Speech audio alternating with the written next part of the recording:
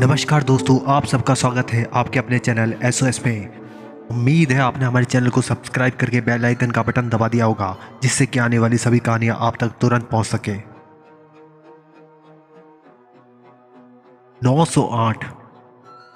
ये कहानी उन दो आदमखोर भाइयों की है जो रात को अपने शिकार के लिए निकल जाते हैं।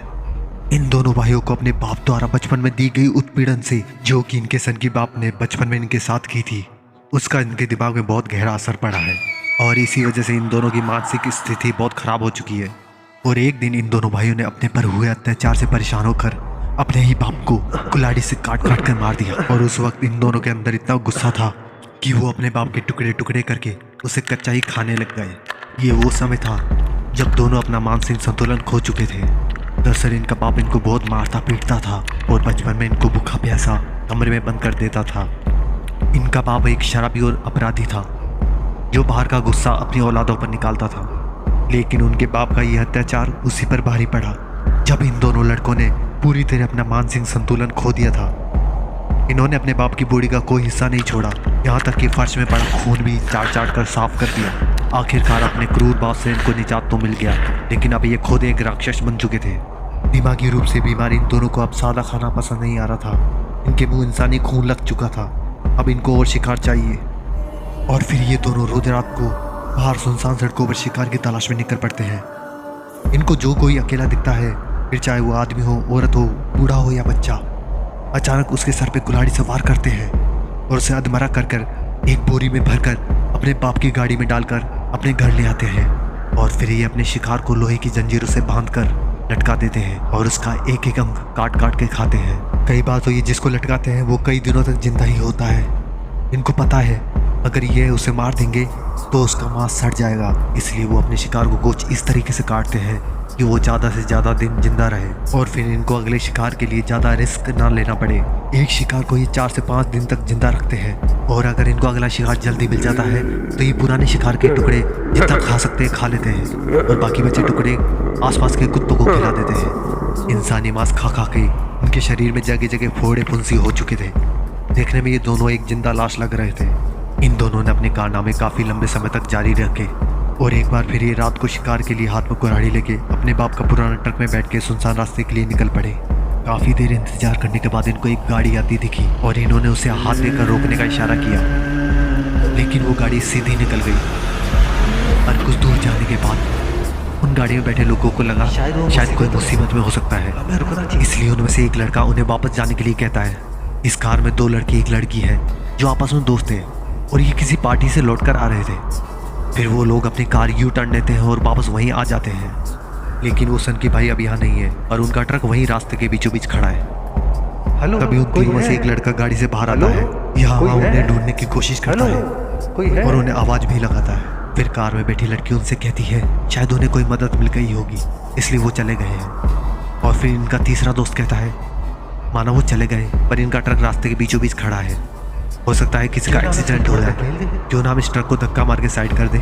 और वो दोस्त भी कार से बाहर आ जाता है। फिर उनमें से एक लड़का कार के आगे की विंडो से स्टीयरिंग संभालता है और दूसरा लड़का कार को पीछे से धक्का मारता है ताकि वो कार को सड़क के एक तरफ कर सके।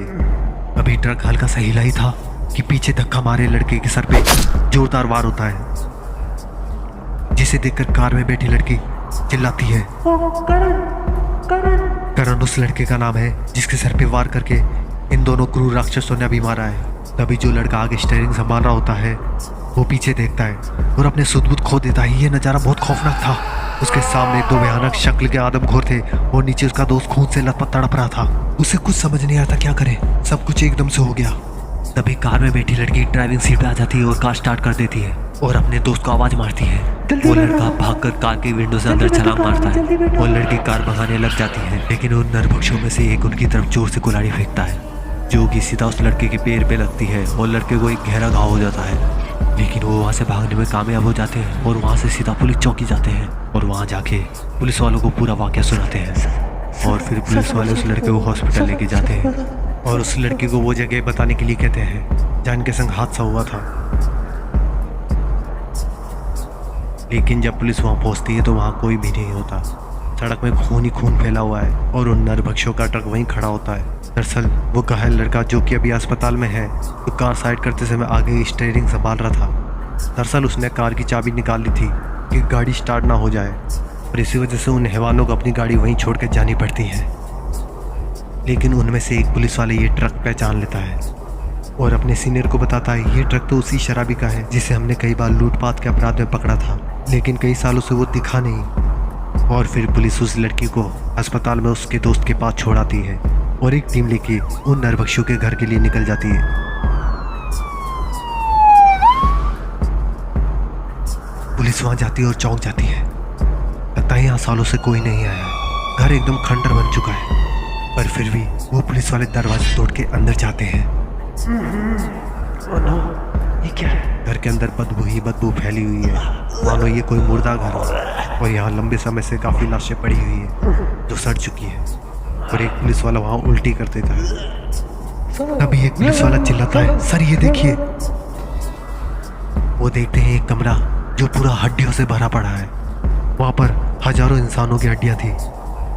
यह उन सैकड़ों लोगों की हड्डियाँ हैं जिन्हें इन दोनों भाइयों ने यहाँ लाकर मारकर खा लिया है। आदमखोरों को मालूम नहीं होता इन हड्डियों के साथ क्या किया जाए, इसलिए वो सारी हड्डियाँ एक कमरे में जमा करते रहते थे। तभी बाहर कुछ हलचल होती है तो पुलिस वाले एक एक कोने में छुप जाते हैं और फिर वो दोनों नरभक्षी अंदर आते हैं। वो एक बोरी को घसीटते हुए अंदर ला रहे थे जिसके अंदर वही हाईवे वाला लड़का है जिसे इन्होंने अभी हाईवे पे मारा था।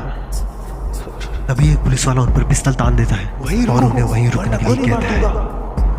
और तभी उन दोनों में से एक सन की पुलिस वाले पे हमला कर देता है, लेकिन इससे पहले वो कुछ कर पाता, चारों तरफ से पुलिस वाले उन पर गोलियों की बौछार कर देते हैं। गोलियों से भून के उनको जान से मार देते हैं और जो लड़का बोरी में बंद है वो मर चुका था। अगले दिन फॉरेंसिक टीम की जांच से पता चलता है कि वो दोनों हैवान आज तक 908 लोगों को मार के खा चुके थे।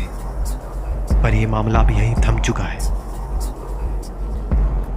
तो दोस्तों, आपको ये कहानी कैसी लगी हमें कमेंट करके ज़रूर बताएं और जल्दी से हमारे चैनल SOS को सब्सक्राइब करके बेल आइकन का बटन दबा दीजिए और हम आपके लिए ऐसी रहस्यमयी खौफनाक कहानियाँ लाते रहेंगे।